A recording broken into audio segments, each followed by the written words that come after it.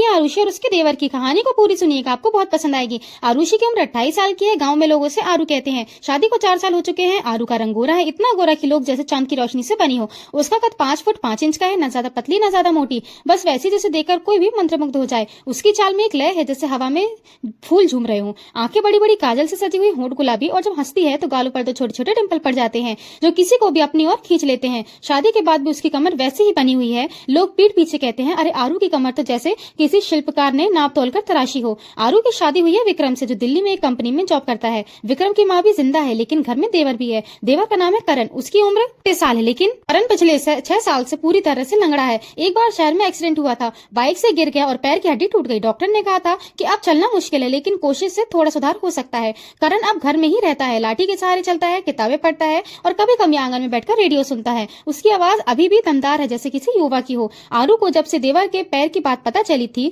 तब से वो बिना कहे उसका पूरा ख्याल रखती है। सुबह सबसे पहले उसके कमरे में जाती है, नमस्ते करती, फिर चाय का कप उसके हाथ में पकड़ाती है। करण की उंगलियां जब कप पकड़ने को आरू के हाथ को छूती है तो आरू हल्के से हाथ खींच लेती है, लेकिन मुस्कुरा भी देती है। करण को उसकी मुस्कान दिखती है और वो खुश होता है। उसकी खुशबू से पता चलता है कि आरू आई है।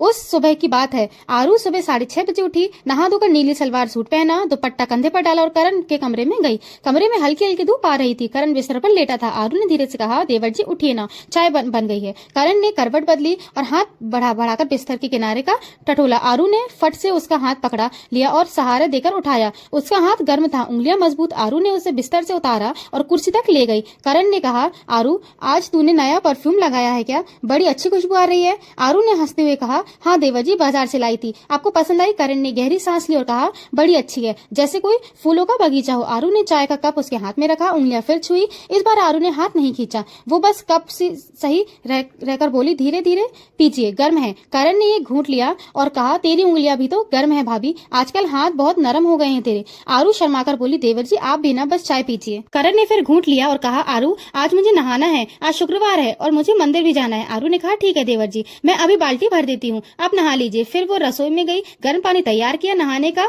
साफ किया, फिर आकर करण का हाथ पकड़कर उसे नहाने के कमरे तक ले गई। दरवाजा अंदर से बंद नहीं था, बस पर्दा डाला हुआ था। आरू ने बाहर खड़े होकर कहा, देवर जी मैं यही हूँ, कुछ चाहिए तो बोल दीजिएगा। करण ने अंदर से कहा, हाँ भाभी, बस लोटा थोड़ा ऊपर रख दें, मुझे हाथ नहीं लग रहा। आरू ने पर्दा थोड़ा सा हटाया, सिर्फ हाथ अंदर किया और लोटा ऊपर रख दिया। उसकी चूड़ियां खनकी। करण ने आवाज से समझ लिया और हाथ बढ़ाकर लोटा ले लिया। उसकी उंगलियां फिर आरू की कलाई पर रुकी। 1 सेकंड के लिए आरू ने हल्के से हाथ खींचा और पर्दा वापस डाल दिया। नहाने के बाद करण ने आवाज लगाई, आरू कपड़े कहाँ हैं? आरू ने कपड़े अंदर रखे थे, लेकिन तौलिया नहीं रखा था। वो फट से तौलिया लेकर गई, पर्दा हटाकर सिर्फ हाथ अंदर किया। करण ने तौलिया लिया, वो चुपचाप बाहर आ गई। फिर दोपहर का समय था। करण आंगन में कुर्सी पर बैठा था। आरू उसके लिए लस्सी ले आई। लस्सी का गिलास उसके हाथ में रखते वक्त करण ने कहा, आरू आजकल तू मेरे बहुत पास आकर खड़ी होती है ना? आरू ने हंसकर कहा, देवर जी आप तो चल नहीं सकते ज्यादा, तो मैं पास आऊं या दूर रहूं, आपको क्या फर्क पड़ता है? करण ने मुस्कुराते हुए कहा, फर्क पड़ता है भाभी, तेरी सांसें मेरे गाल पर लगती है, तेरी खुशबू मेरे नाक में चली जाती है, तेरी चूड़ियों की आवाज मेरे कानों में गूंजती है, सब पता चलता है। आरू चुप हो गई। उसने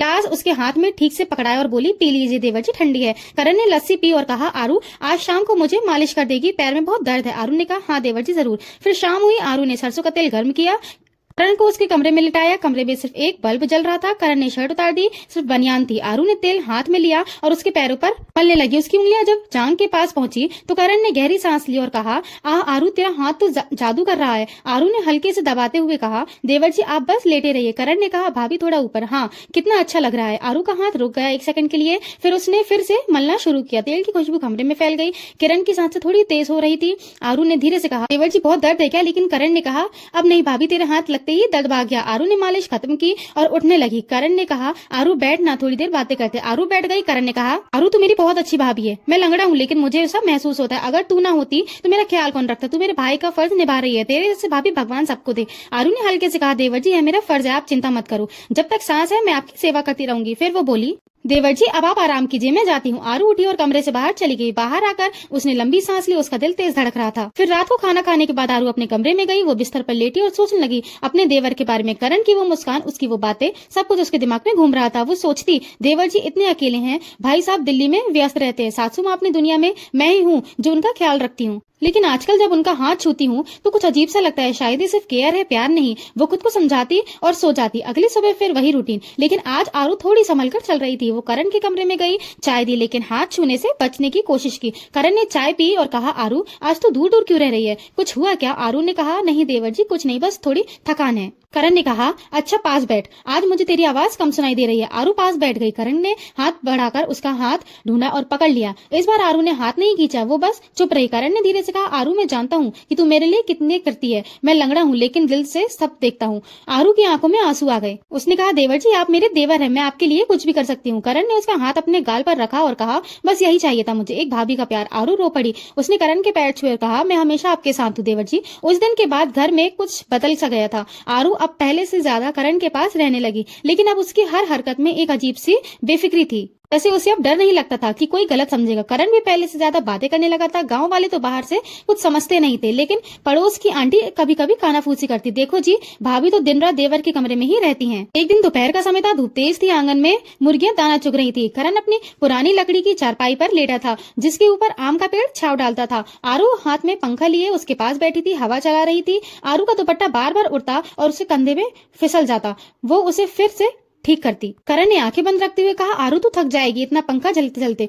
आरू ने हंसकर कहा, देवर जी आपकी नींद पूरी होनी चाहिए ना, आप सो जाइए। करण ने मुस्कुराते हुए कहा, नींद कहाँ आती है भाभी, जब तू पास बैठी हो तो नींद दूर भाग जाती है। आरू चुप हो गई। उसने पंखा धीरे धीरे चलाना शुरू किया। करण ने हाथ बढ़ाया और आरू की गोद में रखी उसकी दूसरे हाथ की उंगलियां पकड़ ली। आरू ने हाथ नहीं खींचा, वो बस पंखा चलाती रही। करण ने धीरे से कहा, आरू कि मैं कितना अकेला हूँ। आरू ने कहा, देवर जी आप अकेले थोड़े हो, मैं हूँ ना। लेकिन करण ने उसका हाथ अपने सीने पर रख दिया और कहा, हाँ तू है, बस तू ही है, लेकिन अगर मेरी पत्नी होती तो बात अलग होती। आरू का हाथ वहीं रुक गया। उनके हल्के से हाथ दबाया जैसे दिल की धड़कन चेक कर रही हो। करण की धड़कन तेज थी। आरू ने धीरे से कहा, देवर जी आपकी धड़कन बहुत तेज चल रही है, कोई बीमारी तो नहीं? करण ने कहा, तेरे हाथ लगे हैं ना इसलिए। आरू ने हाथ नहीं हटाया, वो बस सोचती रही। शायद वो सोच रही थी कि देवर जी के दिल का चेकअप कराना चाहिए। फिर दिन बीतते गए। आरू का दिन अब करण के इर्द गिर्द घूमता था। सुबह चाय नाश्ता, दवा, मालिश, बातें, सब कुछ। सासू माँ खुश थी, बहू देवर का इतना ख्याल रखती है, लेकिन आरू के मन में एक उलझन थी। तो सोचती है केयर है या कुछ और, लेकिन नहीं, देवर जी मेरे परिवार है। फिर एक दिन विक्रम का फोन आया कि वो छुट्टी लेकर आ रहा है। आरू खुश हो गई। उसने पूरा घर चमका दिया। करण भी खुश था, लेकिन उसकी खुशी में कुछ उदासी थी। आरू ने नोटिस किया विक्रम ने आने से 2 दिन पहले रात का समय था। आरू करण के कमरे में गई, वो बिस्तर पर लेटा था। आरू उसके पैर दबाने लगी। करण ने कहा, आरू भैया आ रहे हैं ना? आरू ने कहा, हाँ देवर जी परसों आ जाएंगे। चुप हो गया। आरू पैर दबाती रही। फिर करण ने कहा, आरू जब भैया आ जाएंगे तो तू मुझे भूल तो नहीं जाएगी ना? आरू ने चौंक कर कहा, देवर जी आप यह क्या कह रहे हैं? आप मेरे देवर हैं, मैं आपको कैसे भूल सकती हूँ? करण ने उसका हाथ पकड़ा और कहा, बस डर लगता है भाभी कि कहीं तू दूर ना चली जाए, तेरे सिवा मेरे यहाँ कोई नहीं है। भैया भी दिल्ली चले जाते हैं। आरू ने उसके हाथ पर अपना दूसरा हाथ रख दिया और कहा, देवर जी मैं कहीं नहीं जाऊंगी, आप मेरे लिए सबसे जरूरी है। करण की आंखों में आंसू बहने लगे। आरू ने झुककर उसके आंसू पोंछ दिए। उस रात वो देर तक उसके पास बैठी रही। फिर विक्रम आया, घर में रौनक आ गई, लेकिन आरू का ध्यान अभी भी करण पर ही था। विक्रम को लगा कि उसकी बीवी बहुत अच्छी भाभी है जो देवर का इतना ख्याल रखती है। वो खुश था। लेकिन एक रात कुछ ऐसा हुआ जिसने सब बदल दिया। विक्रम और आरू अपने कमरे में सो रहे थे। आधी रात को करण को पैर में तेज दर्द हुआ।